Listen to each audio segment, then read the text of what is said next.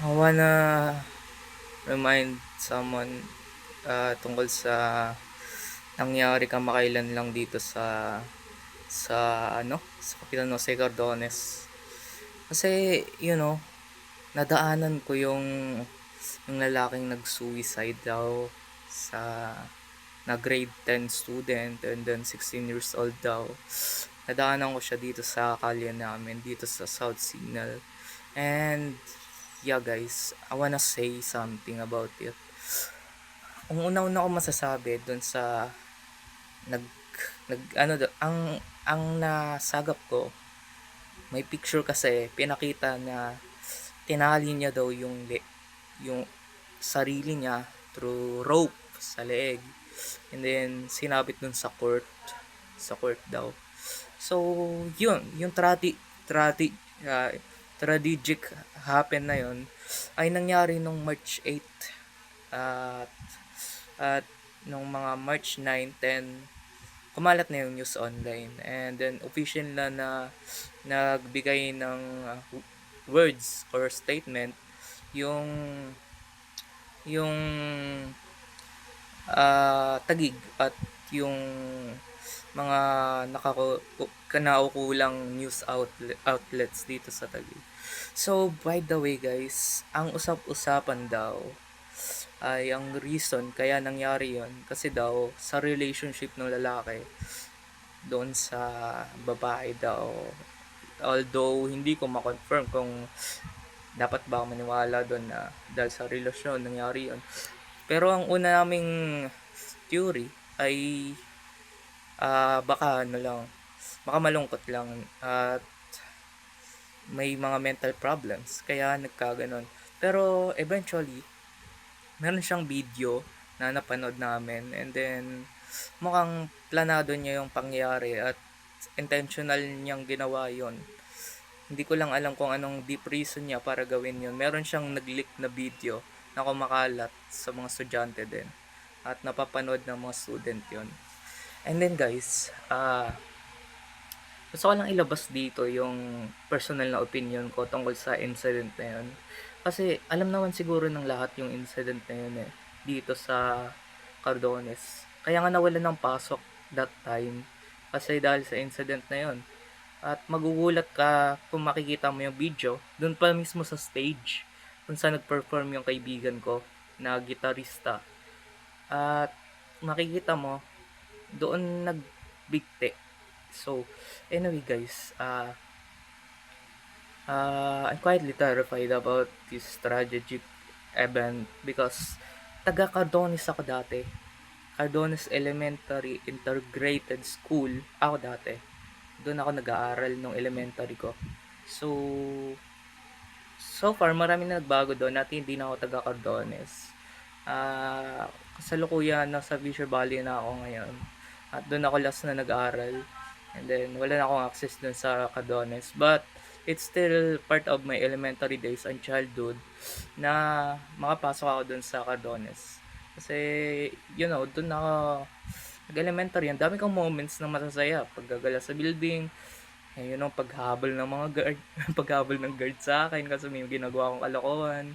And then nakakuha din ako ng mga pera minsan. Anyway guys, alimunan na natin yung past ko doon sa Cardones. Oo, na ano din ako ng mga teacher doon.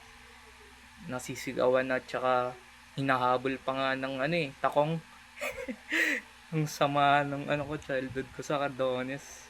Anyway, ang sama ng elementary days ko sa Cardones. So guys, gusto ko lang i-shout na yung chika natin ngayon ay about nga doon sa nagpakamatay doon sa Cardones. I quietly terrified nung makita ko yung video. And then, kahit sino naman masyashock Kasi paano niya nasabit yung sarili niya at paano siya nakapagbigti doon sa court. Ang taas-taas nun. And, ang gusto ko sabihin, kung may mga problema kayo, well, tayo naman nagbibigay ng meaning sa pag-iisip natin, di ba? May meaning sa atin yung mga experiences na yun. Kasi, iba para sa atin yung psychological impact ng mga words, mga behaviors na yon. But outside that dyan ay tayo talaga yung operator ng sarili natin. Tayo nag-decide kung gusto natin gawin to o hindi. Nasa iyo pa rin yung decision at all. Kaya kung nasa yung decision, bakit mo ka magde-decide ng kamamatay mo? Bakit ka magpapakamatay? Anong matibay na rason? O kahit may rason man, alam naman natin na dangerous at against sa survival natin yon. Bakit natin gagawin yon? So, may mga bagay na hindi talaga natin maunawaan o mga bagay na for sure yung POV lang ng ibang tao yung makaka-experience. Pero isa lang masasabi ko, guys, okay naman mabuhay kahit may mga komplikadong karanasan ka minsan. It's not uh, it's not how you decide your ending. Hindi mo pa rin i-decide yung ending mo. Ikaw pa rin yung may-ari ng sarili mo. Ikaw pa rin yung gumagawa ng interaction sa paligid mo. Ikaw yung observer. Ikaw yung buhay na tao. So, hindi ka dapat mag-isip ng ganon dahil, be positive ba? We are all homies, sir. Homies, mga taong bahay. And, wag tayong padalos-dalos sa pag-iisip. Ang saya-sayang mabuhay. Relax lang. Chill lang kayo. Huwag kayong mag-isip ng ganun ka-terrible na mga ideas. Like, that is terrible. Even on my nightmares, even my fears, to best visualize the POV of dying is kind of terrible situation and experience, honestly. And then, walang may gusto makaranas na maipit sila sa delikadong sitwasyon. Walang gustong makaramdam nun. So, ba't mo iisipin yun? Huwag mo dapat isipin yun. That is terrible. That is awful and terrifying. It's not, it doesn't make you legend by doing that. It doesn't make people think you're cool.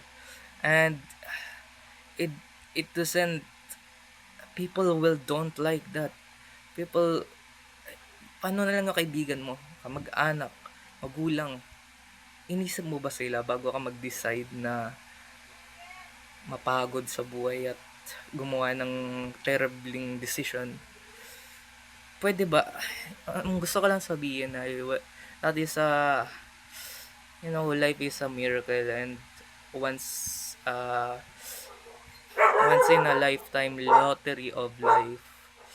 Minsan ka lang mabubuhay at bibihira lang yung chances na mabuhay. Although marami talaga mga tao, hindi naman natin oo nga, marami nabubuhay, pero for you, once lang naman talaga yan eh. Wag mo sayangin yung buhay mo sa mga walang kwentang bagay. So yan lang masasabi ko at opinion ko, side ko sa mga nangyari. So yeah, maraming salamat sa panonood at maiksi lang tong vlog na to. Tungkol lang to sa mga nangyari dito sa paligid ko, which is yun nga, may nangyari terrible at hindi ko gusto yun as a student, as their student too, at kilala pa ng mga magulang ko kung sino yung may connection din sila doon sa taong yun. Well, I really dislike that. Yun lang masasabi ko, sana na-fulfill ko yung curiosity nyo at kung anong basta. So bye guys, and see you to my next video.